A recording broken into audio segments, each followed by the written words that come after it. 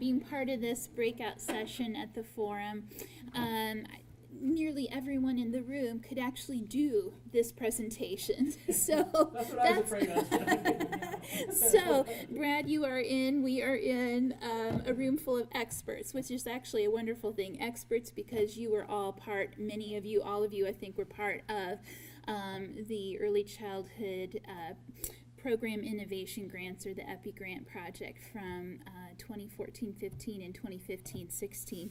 And I want to say thank you to the faculty members who are here, who took on the both the challenge and the opportunity for a small grant effort to really do a lot of very important collaborative work internal to their institutions, but also with your partners in your region, both 2 and 4 year.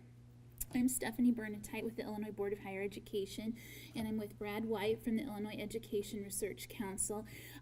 Brad took the lead on a study of innovations that emerged from the work of EPI grantees across all regions of the state in the 2 years that the grant was operational.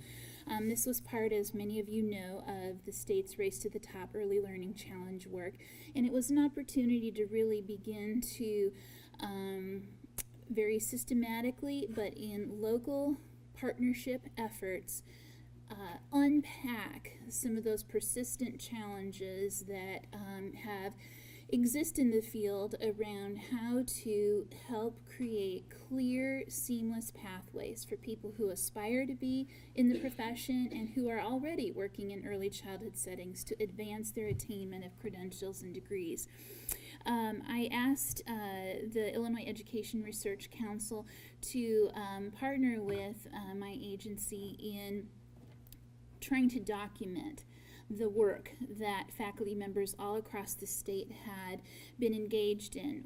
We completed in 2015 the first study by Eric Lichtenberger around what kinds of partnership strategies and approaches needed to be used by institutions to really do this very deep analysis of curriculum, to align to new ISB educator licensure standards for early childhood education, and to really tease out approaches that made sense for people in the workforce regionally to come back to school and have opportunities to advance their learning without losing credit along the way.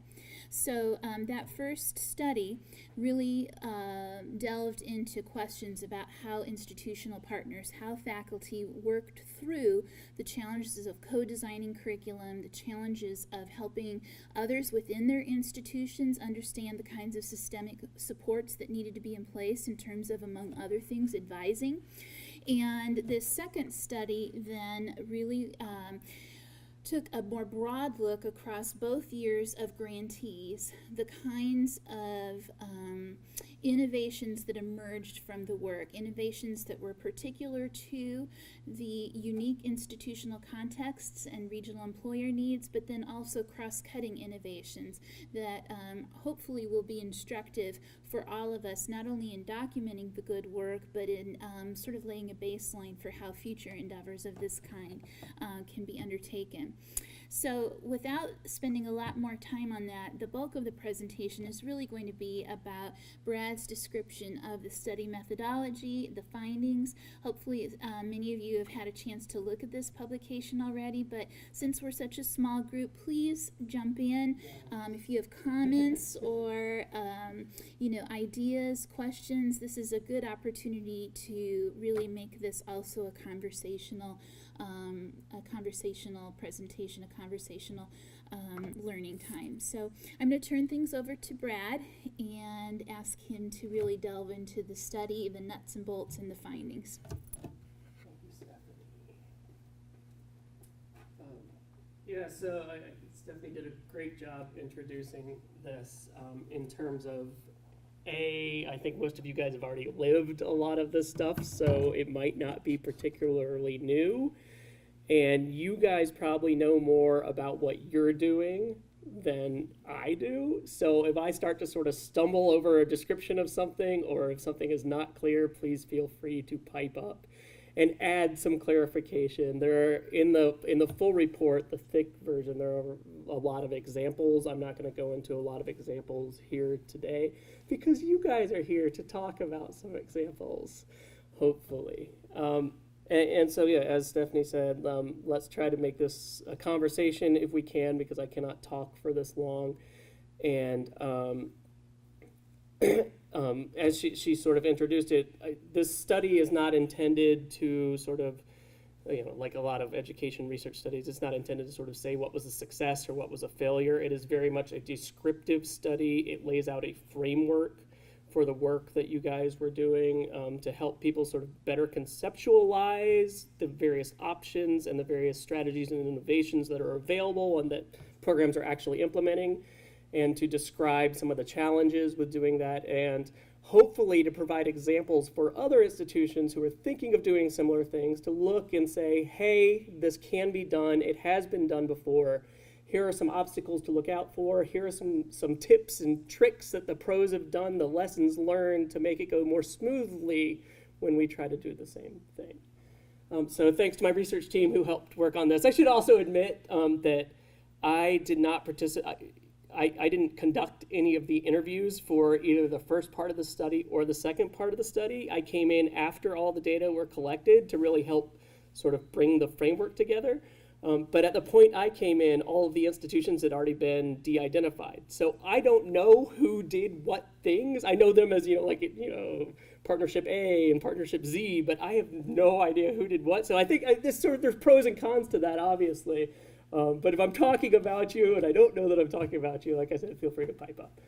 So thanks. I work at the Illinois Education Research Council. We're situated at Southern Illinois University in Edwardsville, and we provide objective and reliable evidence for Illinois P20 education, policymaking, and program development. End of advertisement. So to start out with, this is a slide that I think I could probably do without in this group, but I think it's funny that much like our president comes in and starts working on healthcare and then realizes that healthcare is really complex, I came in and started working on, who knew how difficult this could be, right? Early childhood ed is also really complex, right? There's myriad of different settings and funding streams. Educators have a wide range of roles and responsibilities. Within each of those roles and responsibilities, there are numerous degrees and licenses and credentials and multiple entry points and exit points into the system to earning those credentials. You guys already know all this stuff, but the lay of the land is that it's really complex, much more complex than I think K-12 teaching is. K-12 is complex in itself, but fairly cut and dry compared to the early childhood education teacher prep landscape. Did you come to our college? Just let them start to work on it for a little bit, and then they'll realize, it kind of is mind-blowing. But also the work that you guys are doing is also pretty mind-blowing in terms of making a complex system easier to figure out. And you guys are out in front of like private industry and stuff like that, so kudos. So this study was about the EPI grant. You guys already know a lot about the EPI grants, the Educator Prep Program Innovation Grant. It was designed to develop models of effective early educator preparation, partnerships between 2- and 4-year prep programs. So the grants were awarded to partnerships, not one institution to the other, as generally speaking, to promote articulation between institutions that incorporate the Gateway's credentials, supporting programs as they design new curricula to incorporate the new program requirements to help build capacity in several key areas of need, and I'm going to dig in a little bit more to these later on, but also to create opportunities for innovation, opportunities to work together, things like that. The grants themselves were awarded to 20 different partnerships. Each partnership consists of a 2-year and 4-year institution from all regions of the state, representing 70% of the state's early childhood ed programs, and our study represents 85% of that 75%, so we were able to interview not all of them, but the vast bulk of programs, of participants. The grant period was approximately 10 months, and all of the awards were $50,000 or less, which in the world of education is relatively small, and I think, not to bury the lead, that in the end, considering 10 months, $50,000, the amount of work that was accomplished is pretty impressive given those figures there. I've seen a lot less accomplished with a lot more money and a lot more time. A quick map here just to show the geographic representation of the partnerships. You can see they're situated all throughout the state, 2-year, 4-year. So this, as I mentioned, is a qualitative implementation study. What we set out to do was just look at the grant activities, determine what progress the partnerships are making, what are they doing. We tried to identify things that we viewed as innovative and promising in these 7 key areas of need. So for each of the key areas of need, which like I said, I'll get into that later on, but for each area, what we try to do is lay out sort of the catalyst or the motivation. So why did the partnerships decide to focus on this area? What are some challenges working in that area? Where did we see some potential for sort of scalability, sustainability, sort of policy and practice implications moving forward? And any sort of recommendations that we have for those implications. So our methods were, we reviewed the proposal narratives. We did a case study approach looking at innovative and promising practices, which consisted of in-depth interviews across multiple sites. We analyzed the responses for overarching themes, looked at subtopics. Our results are summarized in 2 reports, both of which are available at the IERC website, ierc.education. One of which you have a copy of there. The one that you guys have is the part 2 here, but part 1 came out in 2015. Both of them recommended reading, of course. So I'm just going to really quickly go over the major findings from study 1 and then dive in a lot more deeply into study 2. What we found in study 1, which was led by my colleague Eric Lichtenberger, whom most of you met yesterday, I think, that at that point, most of the partnerships were already moving towards achieving their grant goals. The interviewees felt the grants had a fairly large positive impact, particularly on partnership development, enhancing articulation pathways, and integration of gateways credentials. So remember, this was early on in the grant program. So those were the things that sort of came first with their progress. But the things that they were finding that were not universally positive or that were more challenging were the perceived biases between 2- and 4-year institutions. Some felt that the grant system sort of perpetuated those existing biases. The short time frame was sometimes viewed negatively, and also some partnerships were already really strong, and they didn't really see that the grant was adding anything to that, at least at this point in the study. So moving on to study 2. To start out with, so as I mentioned, sort of for each area, we try to figure out what the catalysts and motivations were, but there were some catalysts, some motivators that seemed to cut across all of the areas. So 4 that we sort of enumerate in the paper are the grant itself serving as a catalyst. I think we word it slightly different in the report where we say that these are the 2- and 4-year institutions had wanted to work together for a while, and the grant provided the opportunity for them to do that. In the report, I think we say it's sort of a newfound desire to work together. I think it might be more accurately described as a newfound opportunity to work together. I think there's also an attitude of respect that was becoming visible that actually made a huge difference, especially for early childhood. Yeah, and you guys can probably speak to some of that. I don't know, so there's also the concurrent issue of the 2-year versus 4-year and whether there's perceived bias, or one is the favored institution, the other one is not the favored institution. And I think that the EPI grant sort of gave them permission to work together, and that helped sort of ease that feeling of bias. I don't know. But another big cross-cutting catalyst was demands from the field. So this is sort of workforce demand kind of stuff. Looking for a larger workforce. They need more and more highly qualified folks to teach in early childhood ed. A desire to minimize credit loss and related costs. Again, this is something that we word slightly differently, but is really sort of the intrinsic desire on the part of faculty and staff at institutions to do right by their students, right? To minimize credit loss for reasons of sort of economic and social justice, and seeing the unfairness that exists in the system and wanting to alleviate that to the extent that they can. And the last was state and national policy initiatives, especially the Gateways credentialing requirements, which really sort of provided not only a motivation, but also a structure on which to hang these innovations, which I think is a real key here. You know, motivation in itself is good, but having a framework to guide the work forward, which is what Gateways did, was really super beneficial in this instance.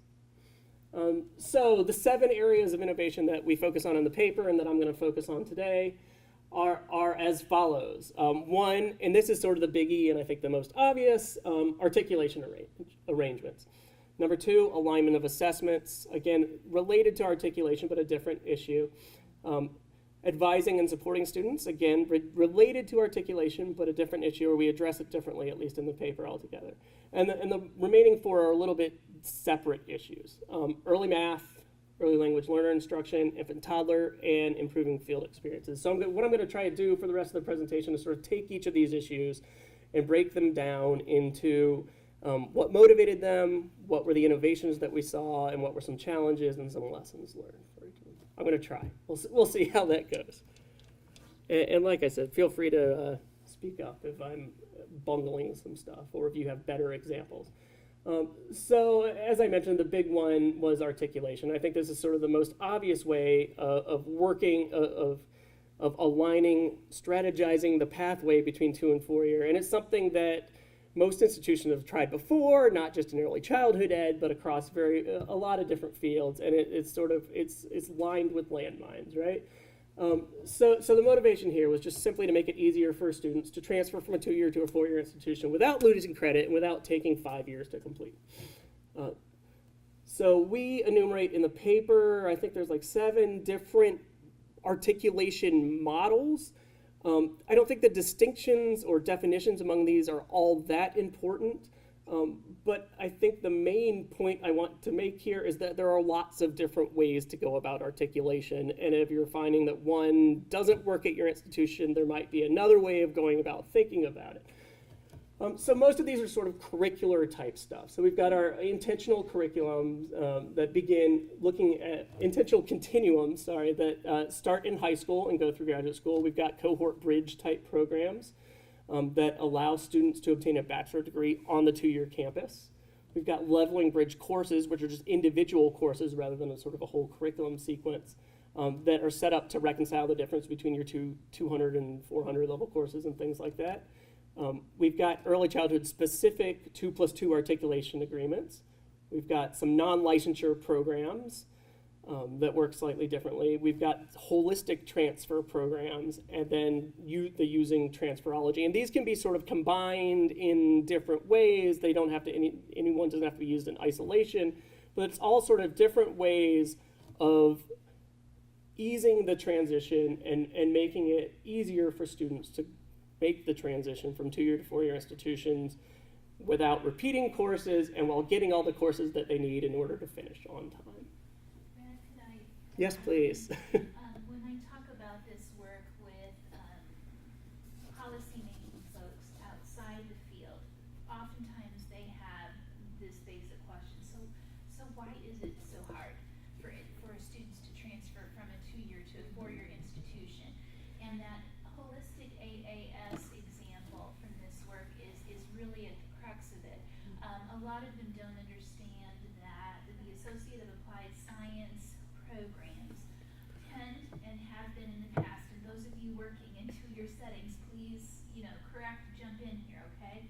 But they have been intentionally designed to be terminal degrees. You know this, but unpacking this for policymakers, they were never meant to be transfer courses, and that early childhood programs often have all or a good chunk of those early childhood major classes in child development, et cetera, under the terminal AAS umbrella, which has been a perpetual barrier for movement to the 4-year. So just like, and I often, when I talk to them, I talk about the fact that the RN used to be a terminal degree. It's an Associate of Applied Science degree. The field has, as a profession, moved beyond that as a terminal degree with the expectation of BSN and more. We are seeing different but similar the institutions that have started to unpack how you can do a holistic transfer of what used to be terminal courses, never designed for that purpose, is one powerful in this list of powerful innovations, but it's one powerful innovation that has opened up the conversation and made it possible for new things to happen. So that is not even an elevator speech, but I'm trying to mirror for you what I say to others outside the field. That, in my mind, is a very critical thing to continue to tease out where and however we can. So I'd be interested in your reactions to that, if it's okay if I... Yeah, please do. Yeah, yeah. I would say, to follow up on that too, one of our goals in the articulation work in our grant was also to make sure that students weren't taking courses for that same reason that couldn't transfer. Mm-hmm. As expensive as college is, you want to make sure that whatever they're taking is going to serve them Yes. for whatever their long-term goals are. The problem is sometimes they go to a two-year institution thinking that they want whatever, it prepares them for, that terminal degree. And then if they change their mind, you want to make sure that they have options. They're to not transfer. stuck. Yeah. Hopefully everything, but often not, but as much as possible. Mm-hmm. Yeah. I work at Northern, and I can say that now within our child development program, 50% of our students are transfer students. Wow. Many of whom come from community colleges. They're living at home, trying to save money. I think in this economy, people are much more aware of, we're not going to earn a lot of money in the field, and so I just see a lot more mindfulness about which courses I'm going to take, how many am I taking.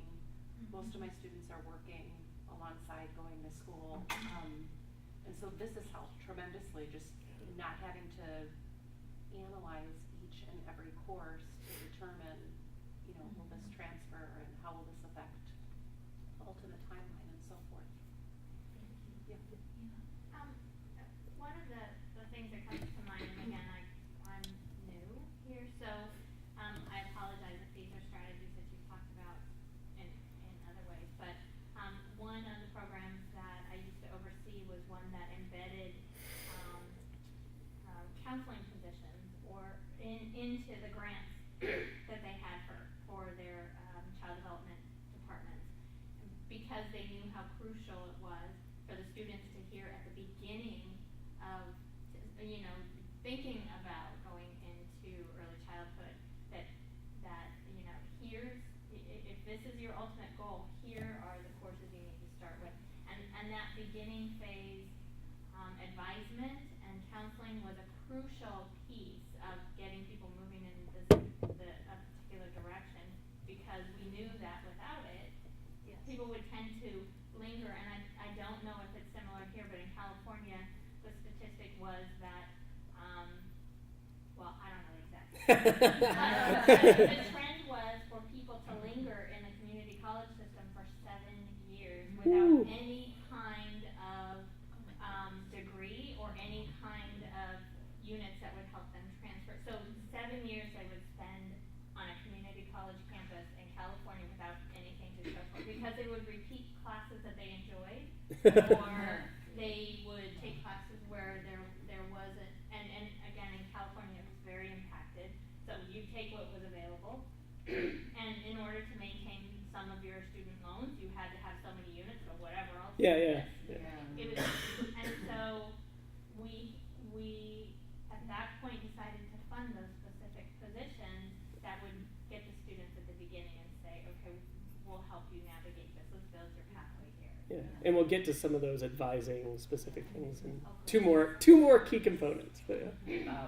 One of the steps that we went past the grant is before the beginning, which is we created teams of working agency people and advisory council people, professors and teacher candidates from both 2- and 4-year institutions that are going to the high schools to talk about this. Oh, So nice. that's a really exciting piece for us and for our teacher candidates. They can also see how they might be able to shape the future by showing what their experiences look like when we articulate them out loud. It's good for the high school.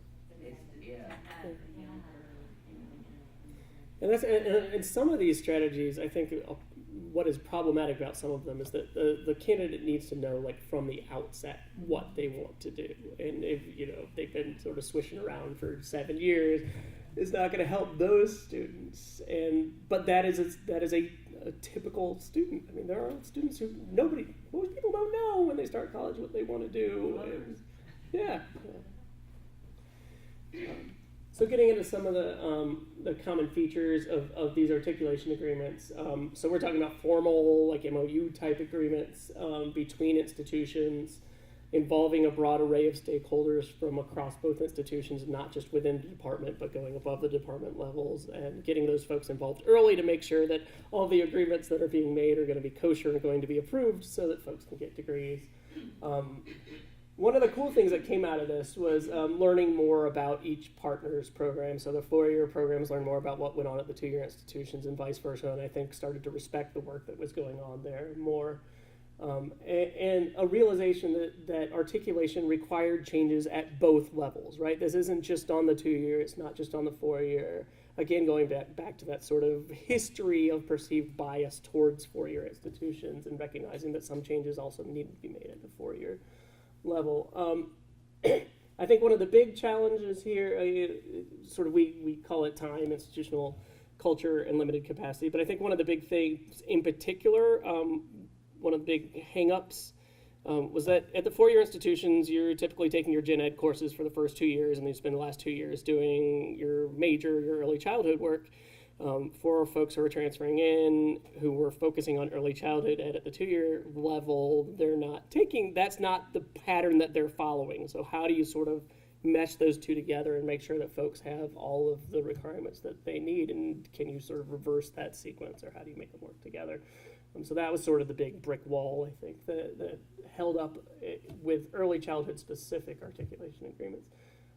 Lessons learned, gateways, Illinois Articulation Initiative, transferology. So there's a lot of systems that have already been built up in the state, that some of which are relatively new, but that really sort of are simpatico with the efforts that they were trying to make and really reinforce the articulation mission here.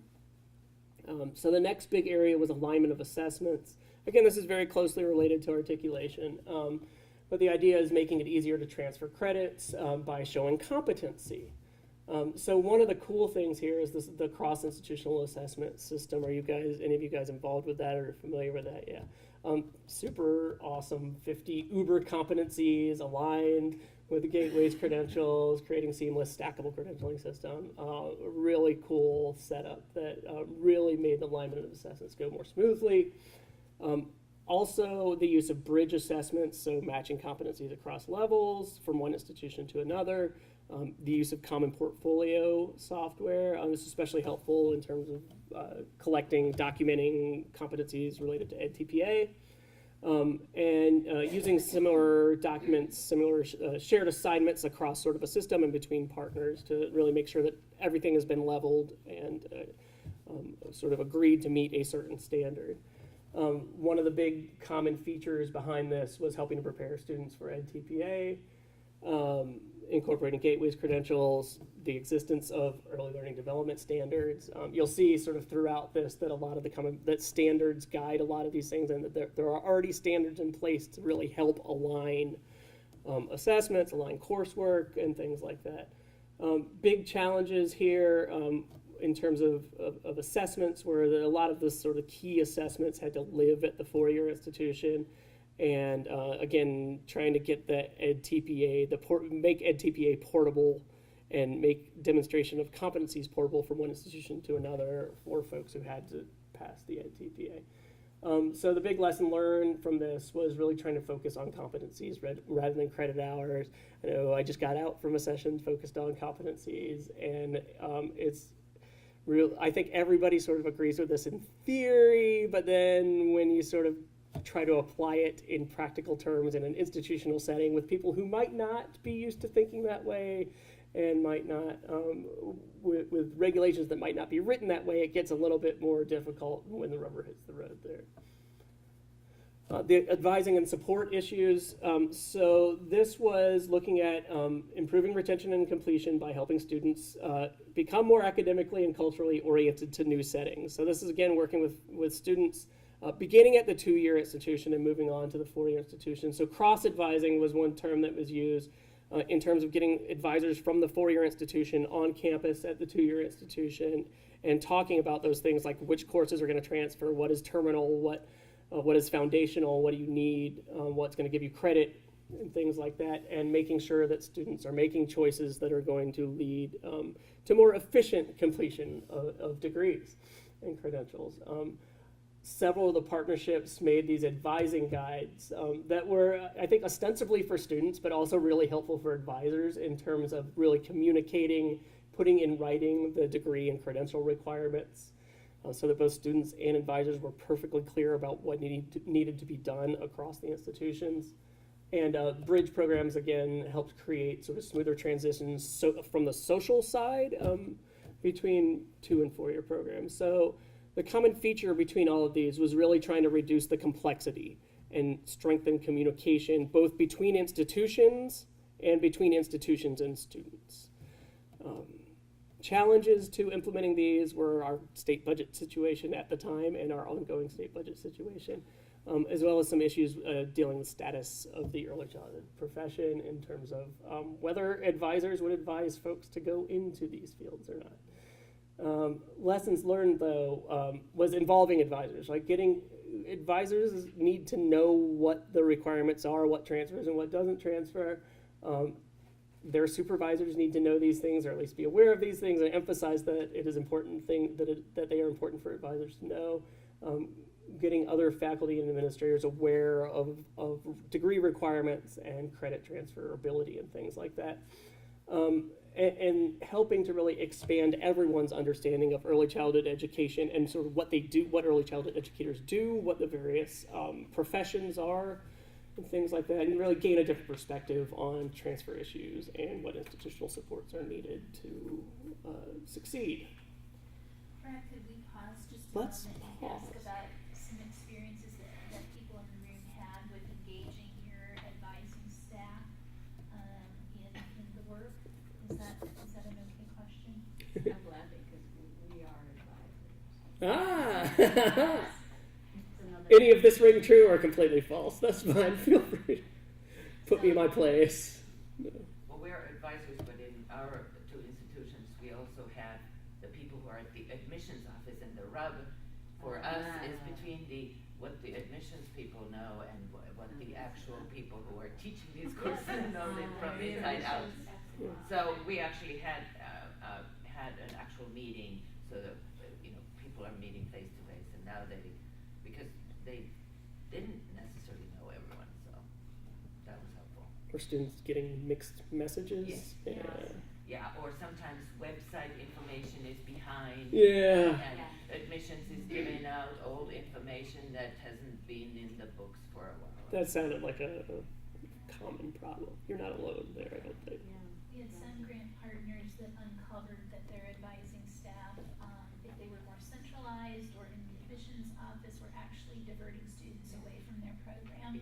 So unpacking that was big. And then unfortunately, when it came to just one of millions of implications of our lack of state budget, just after these people were, I'll call it trained, but, really brought into the fold as a partner, and there have been places, and I'm sure some of you can relate to this, those individuals have been let go because of staff reductions. So, the groundwork has been laid, it's working well in some places, but it's been eroded in others because of that.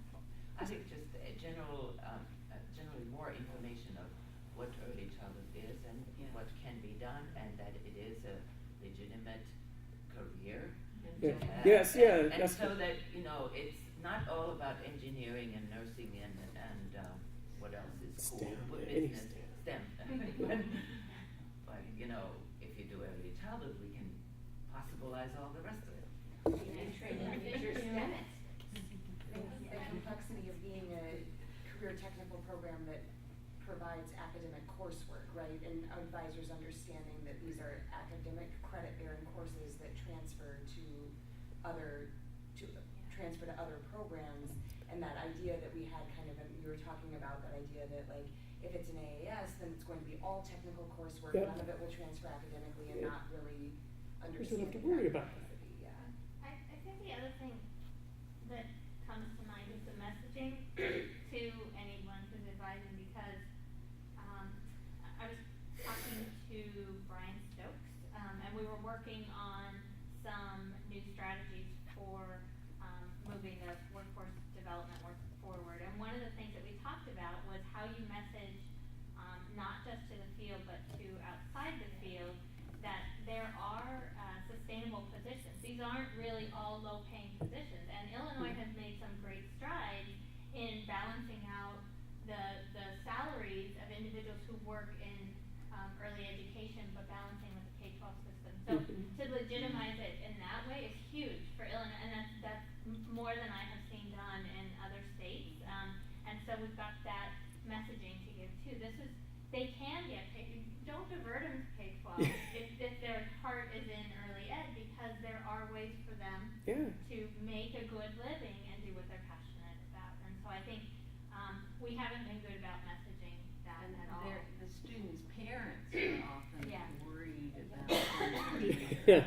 Right? And I think we more have, because more of our students come to us already in the field, we have this like, but the center that I work at takes such good care of me, or I'm so Yeah. attached to the children there, Right. or, and this idea of like, I'm Already reluctant to having- move forward because I feel valued in this way, and it might not be monetary compensation, but. Right. Is that what you meant by unpacking these issues for the advisor? I mean, so was it just a matter of messaging? Do you think that or making them aware that, hey, you could make as much as a kindergarten teacher? Yes, and All more. of the above. Yeah. Okay. Switching gears a little bit to early math. This was less about sort of creating pathways for students and less about maybe quantity and more about quality. So one big issue that several partnerships wanted to focus on was really improving the quality of early math instruction. And the way that they went about doing that was trying to sort of remedy math anxiety and low math competency amongst educators. So what they had to do was add in coursework and professional development that really focused on skills and numeracy, not just for students in the prep program, but also for practitioners already out in the field. So that meant professional development and things like that. And also through site visits to programs that were actually doing some really cool stuff with early math, to provide tangible examples of what can go on, and that early math is important, getting folks to buy into simply the importance of it, and then knowing how to do it. So the common features of these sorts of initiatives were, again, standards, right? We've got our early learning development standards, gateways, NAEYC, existing frameworks on which to hang a lot of this early math work. And then the utilization of technology, bringing in external experts. A lot of times that was folks from other departments or folks from the field who were already doing some really cool stuff, and taking advantage of packaged curricula that were out there and things like that. Challenges, especially around the working with folks in the field, was finding professional development time for folks who work in early childhood. It doesn't typically exist. And then if you're reliant heavily on external expertise from outside the early childhood department, and then there's turnover in that external expertise, it's sort of, a lot of times folks were afraid that this was an initiative that sort of hung on one person. If that one person left, the early math knowledge and expertise was gone as well. So what the partnerships found in terms of lessons learned, so needing partners who really buy into early and prioritize early math, both 2-year, 4-year level and in the field and throughout sort of the institution, right? And the need to sort of really scale these programs and disseminate best practices, which they were hoping to sort of do through their work.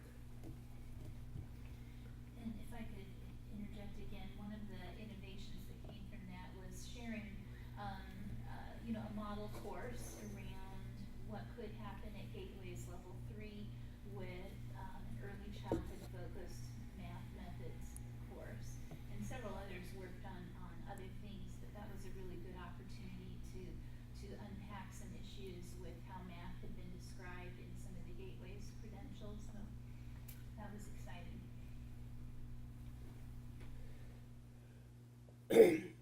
Another big area that again is sort of more less about articulation and more about workforce this time is English language learner instruction. So due to policy changes at the state level, there was huge demand for folks with the bilingual ESL endorsement in early childhood programs. So yeah, demographic shifts as well as policy shifts really creating, I mean, these things are like gold and nobody had them at one point in time. So getting these bilingual ESL endorsement into ECE programs was super important, and several of the partnerships worked on embedding this into their ECE programs such that everybody who went through the program would be endorsed, whether they really wanted it or not, whether they saw this as part of their future plans, they would be equipped with it, and it's a really super valuable credential that I hope folks realize that it is like gold. So along with embedding it in the programs for prospective teachers, also providing professional development to ensure that in-service professionals who are already in the field receive training, even if they aren't getting credentialed, that they at least have the knowledge and skills that are needed to really support English language learners in their classrooms. Again, standards, a broad set of standards that are available out there to really help train folks and prepare folks for the demands of supporting English language learners. Challenges here, recruiting students, getting students who were interested in obtaining the credentials and finding really high quality field placements, which is a sort of perpetual challenge that cross-cuts a lot of these things, and we'll address a little bit more about that later on. One of the other challenges is also just lack of knowledge or of cultural awareness of what is actually going on. Even though the linguistic diversity is there, we're not seeing it. Yeah, no, it can be invisible. Right? It used to be all English, and now there's 36 languages spoken in one school. So it really changes the way in which all educators are communicating and needing to understand that there are many ways of understanding and thinking and conceptualizing and finding tools for that. For even though people can speak 36 different languages, obviously not, but we can find tools that we can really use to reach every student. Yeah. And I would say with the recruiting students, there were really interesting challenges that we found. For instance, we recruited 2 students very early in the grant, and they came to the first night of class, the first class, and then went back to their districts, and they called the next morning that they had to drop the classes. I was stunned. Why?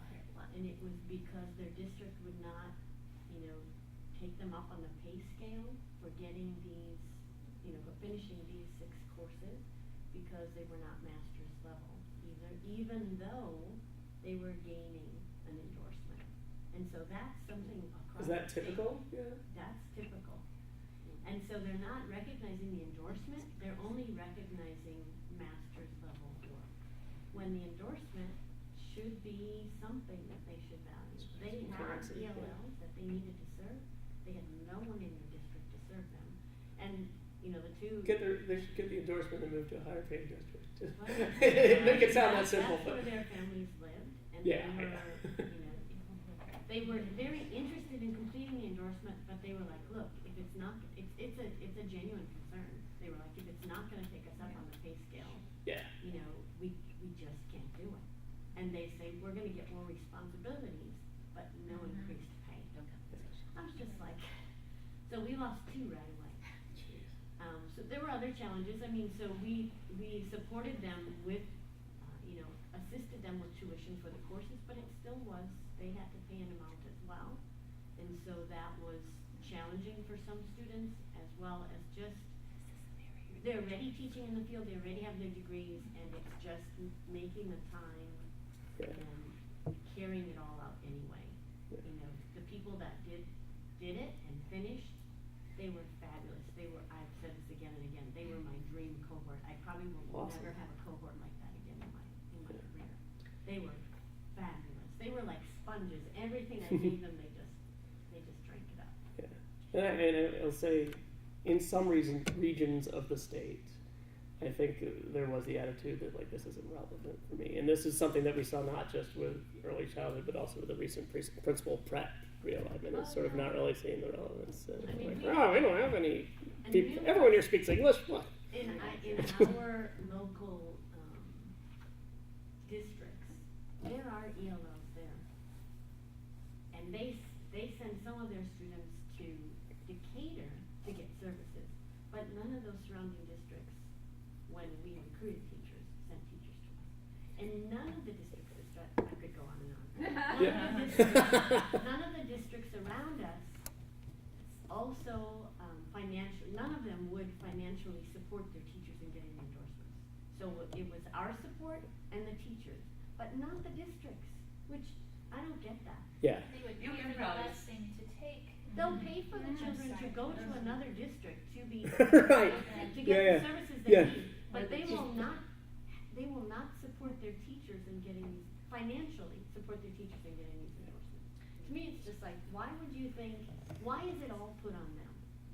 So can I ask a question? For those teachers, now that it's embedded within the curricula, for those teachers who go through Millikan and graduate with their degree and the endorsement, and I don't know if they then end up working locally or so there's no tracking of students and where they go or discussion, sort of like.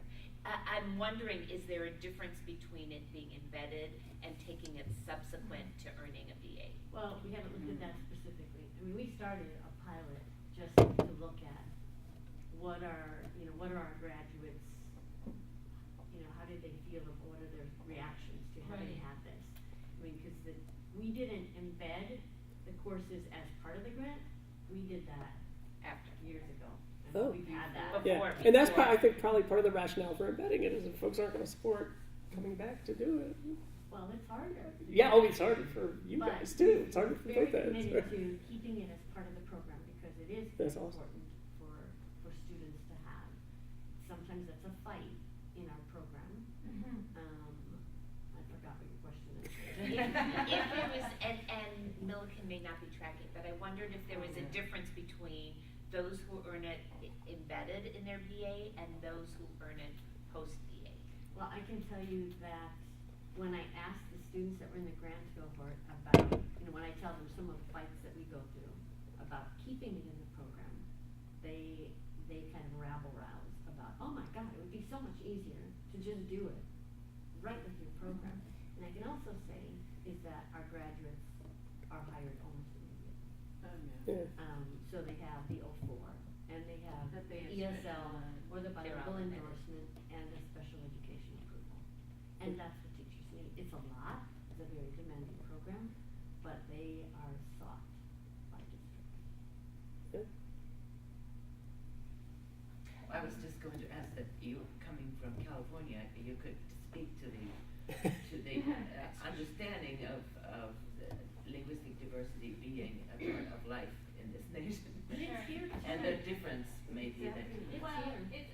I think it's everywhere. In California, it's just a tip, balance, and so it's not even. It's not even a question that we have to have somebody support ELL because it's 80%. Reality. It's 80% of the population. Right. So, but we still had the same challenges of getting teachers who were reflective of that population.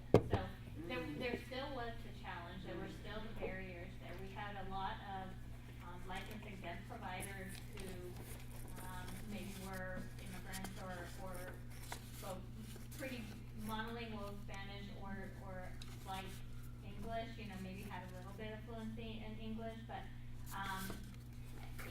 they were hesitant to get into the academic system and to even go towards any kind of degree program. They were intimidated by the whole thing. So it was kind of this odd structure, but schools, it wasn't even a question of whether there was a pay differential or what. You just had to have teachers who could actually work with students because it's a constant influx of new students needing that additional support. So. Our registrar needs to be educated because he said, well, They they can graduate and then it, you know, they'll go back to their little towns where there's, you know, there's no ELLs and then, you know, if they wanna come back, they can come back and get the endorsement. This is where we all need to change in that, you know, our localities are a reflection of our global world, and the globe exists within our very towns that we're from. We're just, the global influences are often invisible. Some of our students we organized a thing where international students were coming in. We didn't know there was all of this diversity in our Right. Oh, really? Well, and Yeah. even our adult learners that come back, cause we have evening courses for adults, and when they go out to do their clock hours for the endorsement, even in their own districts, they're stunned to find out how many ELLs there are. Yeah. So they're there. We have, I think it's 85 of our 102 counties. So 80% of our counties in the state roughly have children who are multilingual, multicultural. Ooh, I would more imagine next that- year, more after that. And That- absolutely, it's an upward trend, Yeah. absolutely. It's even higher too, just looking at the number of, adults who are attending as part of the medical community here, they all have children. who Right, have of been- course. Exactly. And so communities are gonna begin reflecting that even more, and I don't know how you can't see that, you know, these families, they're bringing their families here and studying the medical profession, and those children have to go somewhere. Yeah, And- and the state board really got out in front of that, I think, with the requiring. The nice thing is that, our foundations course, like Foundations of Bilingual Ed, the university, well, the School of Education definitely, but we're really encouraging students in the university overall to take that course, just to change their mindset about, you know, what is the population we're talking about, and what does that mean? So that's kind of cool, where it's just like you can have a greater impact than just thinking about just teachers or just the endorsement, or even if all teachers would take that course, just so they would be more welcoming and have an understanding of socio-political context. So bouncing back to, I am loath to leave this topic, but I feel the urge to get through everything at least. So the sixth big area of innovation was around infant and toddler programs, and this is really motivated out of a combination of both sort of demand from the field as well as quality issues, and really needing to see sort of the professionalization there, which is difficult to meet, sort of to thread the needle between the high demand as well as ensuring quality. And we'll talk about some of that more in the implication section, I think. But the big innovation here was recognizing that to work in infant toddler programs, you don't need licensure. So you can really set up an academic yet non-licensure degree program to serve these students who don't need to necessarily jump through some of the hoops that you would need to jump through, some of the good hoops, the required hoops, the appropriate hoops that are required for licensure. Common features of these again is really working on the articulation between levels and aligning with the existing Gateway's credential system. The challenge here, of course, is sort of the lower pay and lower status of the infant toddler profession, leading to more difficulty recruiting and retaining candidates for those types of positions. And the last big area for innovation was around field experiences. And I thought there was some really cool stuff here, so I put a lot of words on the slide. Because it's something that's, I think it's interesting and also has broader implications, obvious broader implications beyond just early childhood teacher prep. So the motivation here was variation in quality, occasionally low quality placement sites.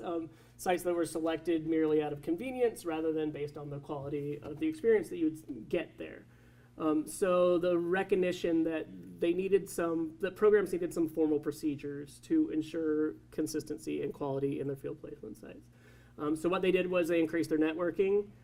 They got more intentional about selecting sites for field experiences.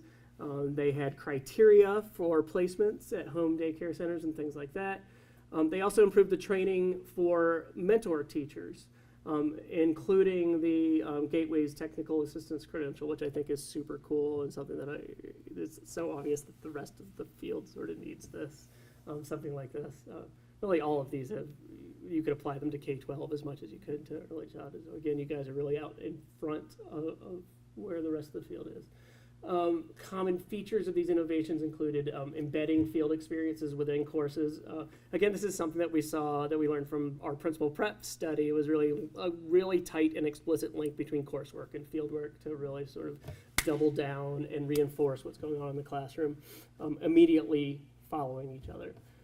Expanding the variety of settings, more diverse types of students, more diverse types of schools, age levels, family demographics, public, private funding sources, and things like that to see the gamut of the complexity of early childhood education. Using technology, recording instruction, going back with a coach and getting feedback, quality feedback on what you're doing in the classroom during field experiences, and using needs assessments to identify specific focus areas for improving field experiences. Big challenges here were that employers were occasionally reluctant to let employees take off time for full-time field experiences, probably more than occasionally. It was not typical for a candidate to have the opportunity to get a full-time field experience working as candidates who are currently working in the field, of course. Growing need for high-quality field placement sites. Now that folks are starting to pay more attention to quality, they're starting to realize that maybe there aren't as many out there as they would hope. Lessons learned, these are really more suggestions. I don't think anybody has done these things, but they've suggested that here are some things we could do to help overcome some of those challenges. So that includes like using stipends to support the candidates, as well as giving some sort of credit or incentive for schools and teachers to serve as field placement sites. So to go with our cross-cutting catalysts and motivators, we also came up with a set of cross-cutting challenges. I will say, sort of in reading back through these last night, I realized a lot of these were challenges, a lot of these sort of existed more prior to EPI, and folks were talking about sort of what was challenging as they were implementing it. But now I think if we ask them now, some of these would be less challenging or maybe not even challenging at all. So one is for example, lack of alignment and communication between institutions. I think the EPI grant initiative helped really reduce that challenge and increase alignment, increase communication. Same with excessive or restrictive bureaucracy. I know all of you work at universities and you know about sort of institutional gridlock, but hopefully this greased the wheels a little bit in terms of getting rid of some of that, or at least reducing some of that challenge. State budget issues, frequent policy changes. State budget issues still exist. Frequent policy changes, not so much, but there's still time, right? As time moves on, you really need to work on aligning future policies and future programs with the initiatives that are going on here. And again, we can talk more about that as we address implications. Perceptions about status and prioritization of early childhood, not just within sort of the workforce writ large, but also within institutions and within departments. A lot of times, sort of early childhood, I think, was thought of as the little brother and was not very highly prioritized. Again, hopefully something that the grant helped change. The sort of realities of students and institutional characteristics. You know, a lot of these students are working full-time. It's really difficult to complete any sort of program in 4 years if you're working full-time. And if you don't have a huge amount of money to invest in your coursework. So it sort of naturally lends itself to longer timelines and hindering collaboration between institutions. Increased funding would be great to buy the time required to do this work for all of you guys. And the sustainability and scalability of some of these initiatives will be a challenge, especially as policies change over time. But a lot of the programs, and you guys know this, are out there working now to scale the work that you've done and to really bring this to institutions that were not already involved in the EPI grant. So kudos to you for that. Conclusions and implications. Do you want to talk on this, Stephanie, or you want? Sure. I think this might be a good place and time for you all to jump into part of what This is just an outline, don't feel Okay. obligated to follow it. Part of what is very much on my mind is understanding the incredibly difficult conditions that faculty are working under. You know, it's incredibly difficult across all disciplines, but early childhood programs sit at this nexus of underfunded institutions of higher education, students who need MAP grant monies don't have them, trying to place students in field experiences and centers and social service sites that are suffering because of a lack of state budget. This is an incredibly difficult time.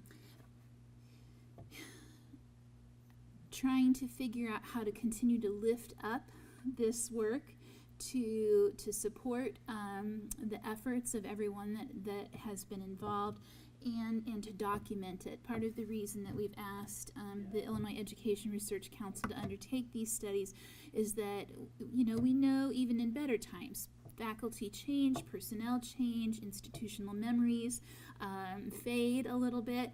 So we need to try and collect and document this work as much as possible so that where there are vulnerabilities, where there are challenges, we can advocate more effectively because of the documentation and establish what I would call, I hope, it's probably a little strong, but you know, a new baseline for how this work can and should be done moving forward. Those are a couple of my thoughts, but I really would be interested in what some of you have to say based on your experiences or things you've heard Brad talk What were about. your big takeaways? What should folks learn? What did you guys do wrong that other folks can avoid?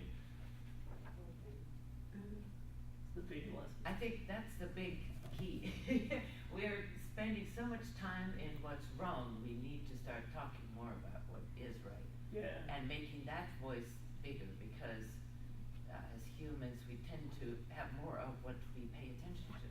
So if we can talk more about the quality and the good and successful practices, we will then be heard better by the community and you know, even those folks who don't understand what it is that we're trying to do.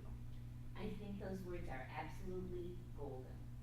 That I do. That, you know, if we have an accountability, Stephanie and I talked a bit about this, we have an accountability driven system in education, and so that's where attention gets focused. And that is not what, I'm channeling Michael Fullen here. This is not, that is not what builds quality educational systems accountability. It's a part of it, but it can't be the primary reason, or as Michael Fullen says, the driver. And so to focus on what is right and strengthening, if that's what's at the top of the list of dot points, that's what will get the focus.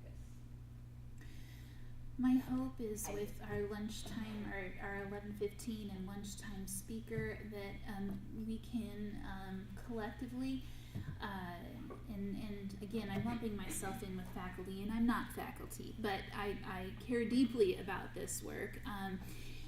I'm hoping that as faculty we can continue, the leaders, the experts, all of you in the room who are doing daily the work of preparing educators for this field, I'm hoping we can find some opportunities with private resources to continue to build out some potential that has been unpacked here, and to do it in an even more statewide way than we were able to with the EPI grants. I'm being a little bit idealistic, but one of the things I hope we can do next together is to think together about some of the possibilities of the competencies undergirding the Gateway's credentials. Are there some ways that we can leverage the national interest in competency-based education? Think about how to unpack that in ways that are logical and good for our field, helpful to our, to the individual institutions within which all of you work, and that can really, I mean, Brad, you said this earlier, this is a field where there's a tremendous amount of innovation going on. This is another potential area of innovation for this field that could really help further cement the expertise of early childhood faculty, early childhood educators, and how you do this work well, of understanding how to define clearly what we want in terms of knowledge, skills, and dispositions, and how we, together with the learners, assess their progress toward the same. I'm hoping that our new lunchtime speaker will help us, unpack a few possibilities. Now, there's a lot going on in competency-based education we're not prepared to undertake. We can't transform all of our institutions toward radically changing how transcripting is done. That's just not, that's not going to happen today, tomorrow, next year. We might have an institution or two that has leadership deciding to move that way, but we have to work within the space that we're in. But those are a couple of hopes that are on my mind. But again, I would ask for thoughts or reactions from all of you, not necessarily about what I just rambled about, but anything that you want to offer. Yeah, Terry. I just have one, not just one, but I'm only going to talk about one additional thought here, is that when you were talking about the math barrier, which is universal in early Yes. childhood, we all know that. I was thinking about, again, from a workforce development lens, in terms of recruitment. And so where do you go to get individuals who are passionate about math and passionate about teaching? And I think maybe there's some cross-department conversations that could happen about students in the math department who are maybe thinking of teaching. Why not direct them towards early education? Or if there are some science students who feel like they want to teach them. I have a daughter who has she's 22. She just got her degree in earth sciences with an emphasis in geology, and was talking about, yes, I'm gonna go into environmental science. I'm gonna do. She just started teaching, which is incredible, and she loves it. She loves imparting that information. She loves talking about this to the students. She wants to work with specific age populations where she can create different science experiments, and they can work on different concepts. And I never thought she had that. It wouldn't have crossed my mind that was something she'd be excited about, but why not market to those departments where there are students who don't even know this is about their passions? And so again, I'm looking differently than other people are, but I think it's really important that we start talking about this as a valid career for individuals who want to teach or who have some strengths that we are seeking in this particular field. So. I want to unpack a little something else about math. We do focus a lot about that as a challenge and a barrier for this field, but putting on my higher ed agency hat, my responsibilities are for all degree programs and post-secondary student success across all pathways. This is a challenge across the board. And I'm sure you all understand that as well. Regardless of chosen field, those introductory math classes can be a real challenge, especially for working adults who are hoping to go back to school. It's been a long time since they sat in their high school algebra class, and it's not that they're not capable of doing the work, but their skills are rusty. My skills are a little bit rusty in that arena. And so IBHE, along with the Community College Board, have been partnering with Complete College America on a number of game changers. Complete College America calls them game changers to promote post-secondary student success. One of the key strategies, and these are all research-based strategies with some really good evidence to show their impact positively on student outcomes. One of them has to do with a whole body of work, some of which you're probably involved in, around co-requisite remediation. Rethinking how we identify, assess competence in math. Showing up, going to a campus, going to an open house, indicating interest, and then having kind of a cold Oh, and by the way, while you're here, complete this paperwork and take this math placement exam. When you weren't, when that's not where your head was at, you didn't even get to prepare, is not the best opportunity to show it. And I think most faculty who are deeply familiar with this work would also say that those assessments are not terrifically nuanced assessments at identifying, right, what you really know and can do. So, the whole notion of co-requisite remediation is that the vast majority of students really can do college level algebra or other introductory classes, including some of the others like English language arts. The most can do those if the model of instruction includes the traditional credit-bearing class. We're not going to place them in a developmental or a remedial class. We put them in the traditional credit-bearing class with co-requisite supports that look different. It might be a tutor who's sitting in that class with you and a cohort, and immediately after the class is over, you're booked in one more hour where you do the work all together. You revisit the problem. You sit together and discuss the pieces that were challenging. And the approach to that co-requisite remediation can look different. But the bottom line is, regular coursework, we're not wasting financial aid on remedial coursework you may not need. You're not discouraged because you've gotten this signal that you're somehow less than in your capacities. You're in that course, and with a little extra help, however it happens, you're able to move on. So I know I got into the weeds on a sort of separate but hopefully connected topic. Sometimes, I think maybe there is a sense that this is a particular issue in early childhood, and that is, critical in this field, but it is an area where, as you think about strategies for your own program, connecting to those kinds of efforts across your institution, if they exist, or advocating for them, might be helpful because they help everybody. So those are a couple of thoughts. It's interesting, just as you're talking about sort of collaborating institution-wide, something that has sort of, I work at Northern, it's something that has sort of come up on our campus in the past few years is the community has been demanding summer programming for the kids and families in the community. And so out grows this STEM programming without any conversation or early childhood whatsoever. We were completely cut out of it. Because and really they designed it for older children. And it was the engineering students and hot topics like 3D printing and all sorts of things like that. And then the demand was so great from the community, the enrollment doubled the following year. And so just like we see so often, years later then, they rolled out a program for first graders and kindergartners. And they just thought, well, we'll water down the concepts. And I'm like, oh, here we go.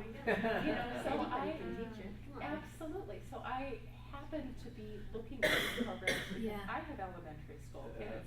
And I brought my child to the program thinking this will be a fine time to collaborate. And anyway, so this is how we've started a discussion because they had absolutely no hands-on opportunity.